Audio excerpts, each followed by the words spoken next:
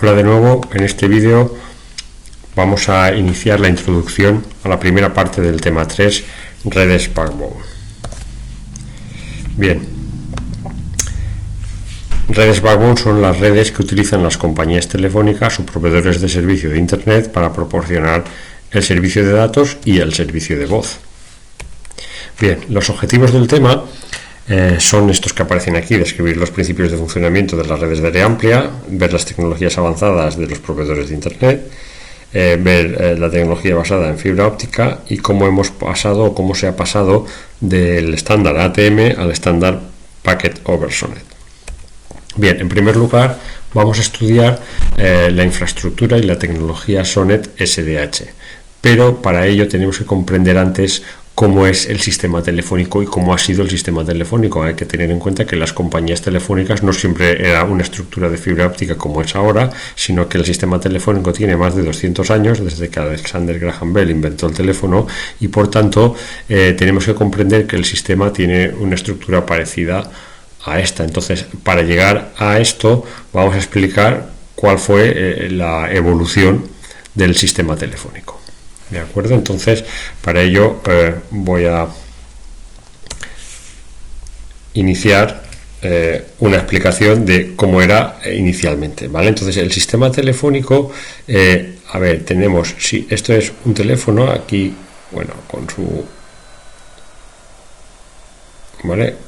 Con su auricular, etcétera, etcétera. La idea es que el sistema telefónico, inicialmente el primer teléfono de todos que inventó Alexander Graham Bell, era una conexión que podemos decir que era una conexión punto a punto, era un cable al final, conceptualmente era un cable con sus amplificadores, etcétera, etcétera, que permitía llevar la voz de un teléfono a otro teléfono. ¿Qué ocurre? Que cuando el invento de Alexander Graham Bell tuvo tanto éxito, pues bueno, al final, en lugar de punto a punto, obviamente tenía muchísimos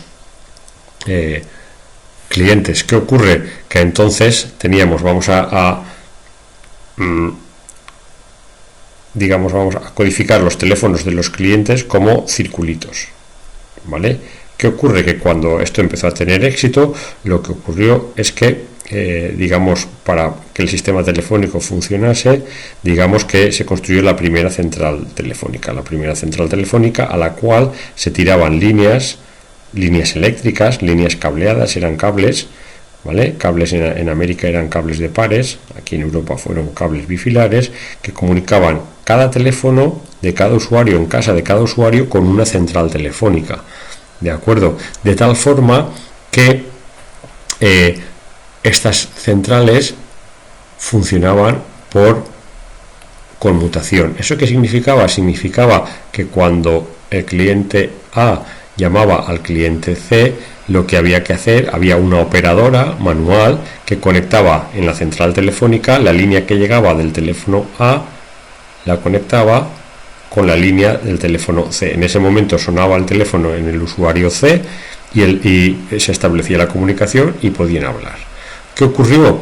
Que obviamente esto en los primeros años fue en la primera ciudad, pues era bastante, pero cuando se extendió el sistema telefónico teníamos varias centrales telefónicas, es decir, este esquema lo teníamos replicado en múltiples ciudades, donde teníamos los clientes de una ciudad o de un barrio, ¿de acuerdo? Y cuando teníamos múltiples centrales telefónicas en distintos barrios, necesitábamos una central, digamos, de nivel superior que hiciese lo propio con las centrales de conmutación. ¿Por qué? Porque si no, por ejemplo, ¿cómo conectar un cliente A con un cliente D? Era imposible. Con lo cual, el sistema telefónico tuvo eminentemente una jerarquía, ¿vale? Tuvo principalmente una estructura jerárquica donde existen desde la jerarquía menor, que es el bucle de abonado, y la central telefónica, que se conoce como central urbana, hasta centrales de nivel superior, como serían estas de aquí, que se conocen centrales interurbanas, centrales regionales, centrales seccionales, incluso pues algún país tiene centrales nacionales, ¿vale? De tal forma que todo el sistema telefónico mundial está compuesto por bucles de abonado, que serían las líneas que unen cada cliente con la central telefónica, este sería, digamos, el nivel inferior, ¿vale? Las troncales de nivel inferior. Esto se conoce como bucle de abonado, que inicialmente eran todo líneas de cables de pares, ¿vale? Y simplemente para unir las centrales telefónicas con las centrales de nivel superior se construían troncales de mayor ancho de banda. Este mayor ancho de banda lo que se hacía era unirlos, o sea, o utilizar manguera de pares, ¿vale? Es decir, si esto era un par o dos pares telefónicos, o sea, un cable de dos pares, pues este era a lo mejor mangueras de 100, de 1000 pares, de tal forma que nos permitía tener simultáneamente diversas conversaciones, por ejemplo, entre A y D y entre C y F a la vez, ¿vale? Todo ello pasaban por diversas conversaciones, ¿vale? Que unían aquí. Fijaros que cada bucle de abonado puede mantener una única conversación. Es un cable de pares, ¿vale? Que tiene un ancho de banda de aproximadamente unos 4 kHz. ¿De acuerdo? Entonces este era el sistema telefónico convencional. Vamos de nuevo a la presentación para que veáis.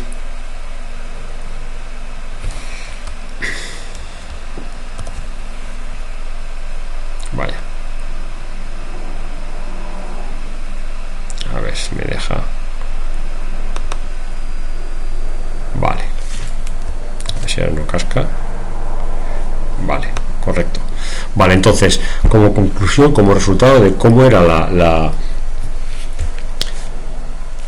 estructura telefónica convencional, fijaros que tenemos aquí abajo los bucles de abonado, las líneas azules serían los bucles de abonado, ¿de acuerdo? Y luego estos bucles de abonado pues llegan a una central urbana, los circulitos azules sería la central telefónica urbana, y luego los circulitos ya más claros serían las centrales interurbanas, que son de un orden superior, que lo que se dedican es a conectar centrales urbanas entre sí, aunque también pueden tener bucles de abonados directamente conectados a cualquier central telefónica. Es decir, cualquier central telefónica puede tener bucles de abonados conectados directamente, pero a esa central puede llegarles troncales telefónicas de distintos niveles de otras centrales, ¿de acuerdo? Bien, y esto es toda una malla, toda una estructura mundial, ¿vale? Entonces, ¿qué ocurre? Que una central telefónica puede tener troncales telefónicas de distinto ancho de banda que la unen a troncales de nivel superior, a troncales de nivel inferior o a bucles de abonado, ¿vale?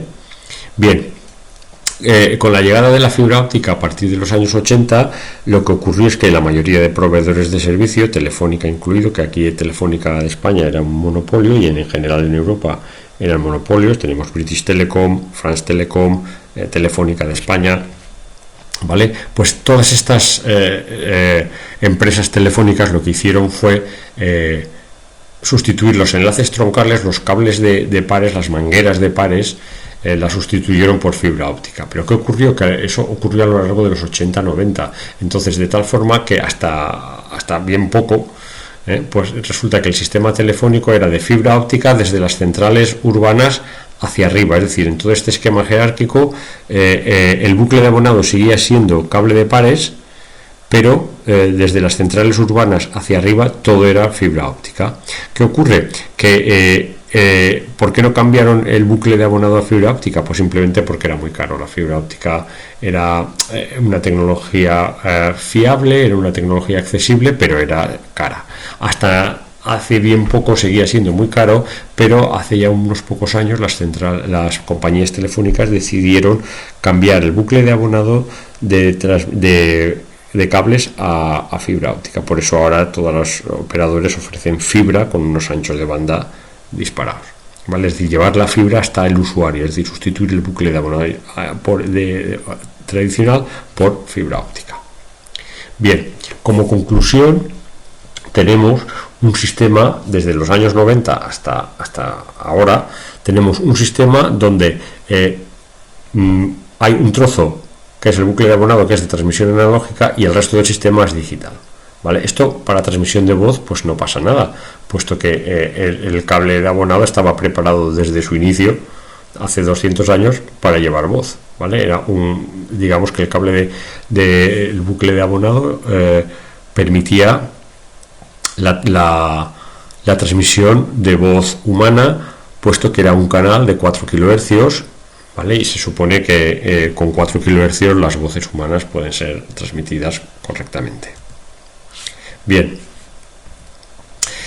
Pero ¿qué ocurre con el sistema cuando se va a utilizar datos? Pues tenemos un problema, y aquí tenemos el esquema que nos va a indicar el problema. Supongamos que aquí estamos enseñando, ¿no?, los bucles de abonado de un lado y qué ocurre cuando se hacen llamadas, por ejemplo, internacionales, pues a otros abonados que están en otros países. Fijaros, aquí a la izquierda tendríamos los bucles de abonados de los abonados que llaman, y aquí a la derecha los abonados que digamos que son llamados, ¿vale? ¿Qué ocurre? Que la llamada es una señal analógica que, como veis aquí abajo, tiene un ancho de banda de unos 4000 Hz, ¿vale? Van desde los 300 a los 3400 Hz, y el resto pues son bandas de guarda, ¿vale? Con lo cual tenemos una señal analógica que va por todo el bucle de abonado, y en las centrales telefónicas hay un aparato que se llama códec, que viene de codificador-decodificador. Ahora luego veremos la codificación y decodificación que hacen, pero básicamente convierten esta señal a una señal digital, ¿vale? Con 8 bits por muestra, pero eso ahora lo veremos, ¿vale? De tal forma que a partir de la central, a partir de la central telefónica urbana, en todo el sistema telefónico, cuando esto pasa por una troncal digital, va a otra central de nivel superior, y de la central superior pasa a una central aún superior, luego va bajando de categoría hasta que al final llega a la central urbana de destino, ¿vale? Ahí hay otro códec que vuelve a pasar la señal digital de esa llamada o de esa conversación al bucle de abonado, ¿vale? La convierte otra vez en analógica. Entonces aquí abajo veis el sinsentido. Tenemos una señal analógica que se convierte a señal digital, va por todo el sistema telefónico hasta que al final, cuando llega a la derecha, el último tramo, ¿vale?, tiene que convertirse otra vez a señal analógica, ¿vale? Bien, esto es un sinsentido cuando se trata de voz, pero cuando se trata de llevar datos, aún es peor, porque claro, si tenemos que llevar datos en el bucle de abonado, entonces el computador tiene que convertir primero la señal del computador, que es digital, a una señal analógica para meterla en el bucle de abonado, ¿vale? Eso habitualmente lo hacía el módem, y pasar de forma analógica por todo el bucle de abonado, para luego en el códec de la primera central telefónica pasar a digital. Pero es que en la central telefónica de destino teníamos que volver a pasar de digital a analógico, y luego en el computador de destino de analógico a digital, con lo cual habían varias conversiones para al final hacer una transmisión a unos aparatos que punto a punto o extremo a extremo eran digitales, con lo cual esto no tenía mucho sentido. ¿De acuerdo? Bien, además esto es muy importante porque esto me va a servir además para explicar qué ocurre con las señales digitales. Fijaros que aquí abajo pone que la señal digital es de 64 kilobits por segundo. Ay, perdonad, que se me he vuelto otra vez a darle donde no debía. Vale, aquí la señal digital es de 64 kilobits por segundo. Vamos a explicar por qué es de 64 kilobits por segundo. ¿Vale? Fijaos. Vamos a ver, nosotros tenemos que el bucle de abonado tiene 4 kHz, ¿vale? Es un cable de 4 kHz, ¿de acuerdo? Vale, pues, ¿qué es lo que hace el códec? Esto tiene que ver con lo que hace el códec en la central telefónica. Si llegamos a la central telefónica, aquí hay un aparato que es el códec, ¿vale?, que pasa la señal a señal digital. ¿Qué es lo que hace? Como tenemos 4 kHz, entonces el teorema de muestreo nos dice que el ancho de banda de la frecuencia de muestreo, ¿vale?, es decir, la frecuencia de muestreo, voy a ponerlo bien, que me he equivocado, ¿vale? La frecuencia de muestreo mínima que necesitamos para 4 kHz es el doble, ¿vale? Si el ancho de banda de la señal analógica que queremos codificar o muestrear es de 4 kHz, pues entonces la frecuencia de muestreo mínima tiene que ser el doble. Eso es lo que dice el teorema de muestreo. Por lo tanto, eso nos dice que para muestrear correctamente un canal analógico de 4 kHz necesitamos 8000 muestras por segundo. Eso es lo que nos dice el teorema de muestreo. A ver, yo escribo muy mal y más con la tablet esta, pero al final tenemos 8000 muestras por segundo. ¿Vale? Bien, la codificación Es decir, lo que hace el códec es que muestrea 8000 veces por segundo el canal analógico del bucle de abonado, y lo que hace es que utilizan, todas las compañías telefónicas utilizan 8 bits para codificar cada muestra, 8 bits por muestra. ¿Vale? ¿Esto qué significa? Significa que lo que hace es que cada muestra, el valor de la señal en cada muestra lo codifica con 8 bits, ¿vale? Es decir, el valor que puede tener cada muestra va entre 0 y 255, ¿vale? Utiliza 8 bits para codificar cada muestra. Por lo tanto, la señal resultante de este codificador, la señal digital, ¿vale? Esta señal digital básica, ¿vale? Es decir, cada conversación, cada vez que nosotros hablamos por teléfono, en la central telefónica digital, ¿vale? ¿Qué ocurre? Que tenemos una señal digital correspondiente a cada conversación, a cada bucle de abonado, ¿vale? A ver, la señal digital será de 8000 muestras por segundo por 8 bits por muestra, ¿vale? Y eso nos da 64.000 bits por segundo. ¿De acuerdo?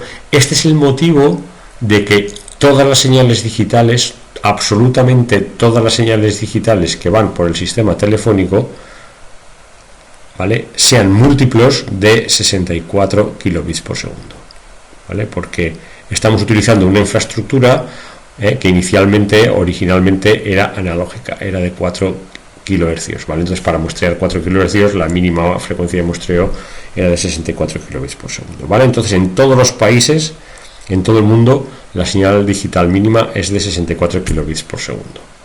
¿De acuerdo? Muy bien. Pues vamos otra vez a la presentación, si me deja.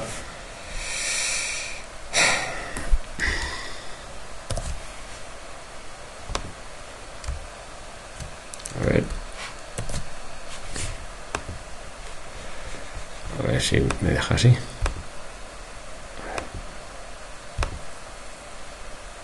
Vale, acá. Bueno, pues nada, otra vez. Vale, a ver, que ahora me suele dejar.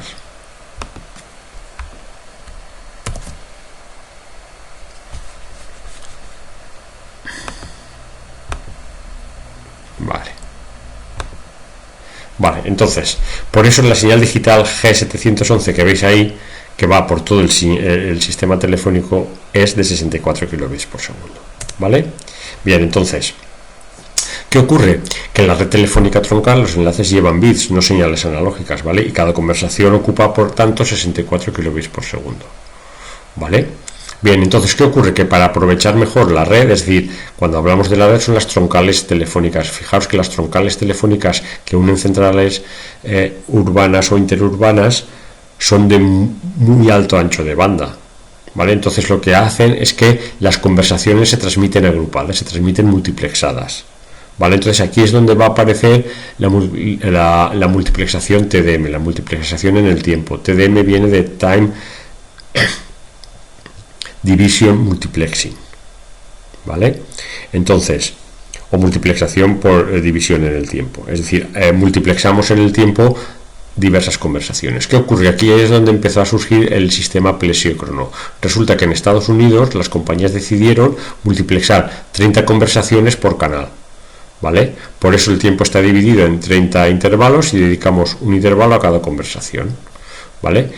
De tal forma que cada conversación genera un byte cada 125 microsegundos y el sistema permite multiplexar 30 conversaciones, ¿vale? Por eso el caudal o el ancho de banda de un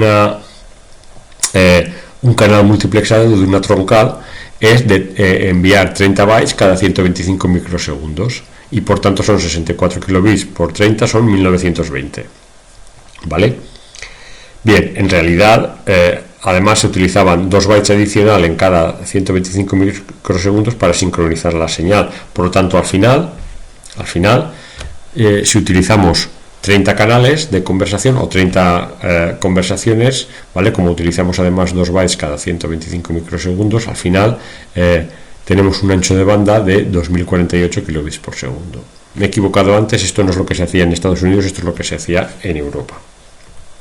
Bien, este sería el esquema, ¿de acuerdo? Fijaos, aquí tenemos una trama que son 32 intervalos de 8 bits y todo esto se transmite cada 125 microsegundos. Entonces, ¿qué tenemos? Tendríamos los que están en verdes, digamos, son los canales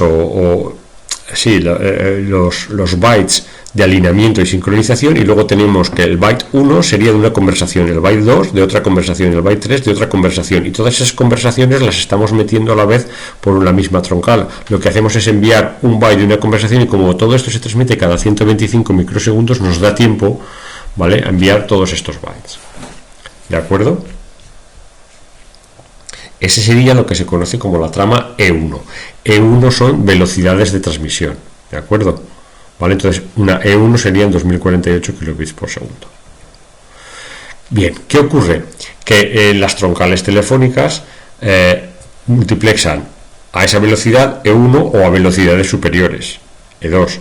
¿Qué ocurre? Que la multiplexación en el tiempo se hace con valores fijos, y el primer estándar pues fue la jerarquía digital plesiócrona. Entonces, plesiócrona viene de casi, ya que diferentes partes de la red están casi sincronizadas. ¿Por qué? Pues porque en Europa se utilizó el sistema E, pero en Norteamérica y Japón se empezó a utilizar el sistema T, que en lugar de multiplexar 30 canales en la señal básica, multiplexa solo 24. ¿Qué ocurre? Que como resultado, los niveles en la jerarquía digital plesiócrona son distintos en Estados Unidos, Canadá y Japón, o en Europa. ¿Vale? Entonces, así tendríamos que en todos los, fijaros, esto es importante, en el nivel 0, perdonad, que le doy siempre al botoncito, en el nivel 0, el canal básico, que es el E0, es en todos lados de 64 kilobits por segundo, por lo que hemos comentado antes de que esto viene de codificar el bucle de abonado en un canal digital básico. ¿Vale? Bien, pero ¿qué ocurre?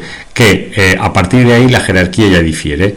En la T1 multiplexan 24, mientras que en la E1 multiplexan 30 canales. Por tanto, la velocidad de transmisión es de 1,544 megabits por segundo, mientras que la I2T, ¿vale?, que es la que sigue Europa, especifica 2048. A partir de ahí tenemos una jerarquía, es decir, varios T1 se multiplexan en T2, varios E1 se multiplexan en E2, etcétera, etcétera, ¿vale? Varios niveles, pero ya difieren todos, ¿vale?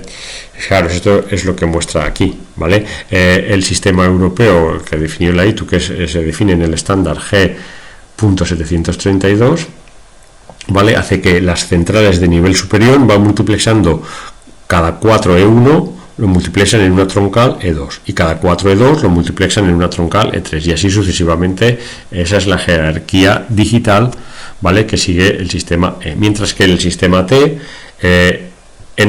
una T2 está formada por 4 T1, pero una T3 está formada por 7 T1.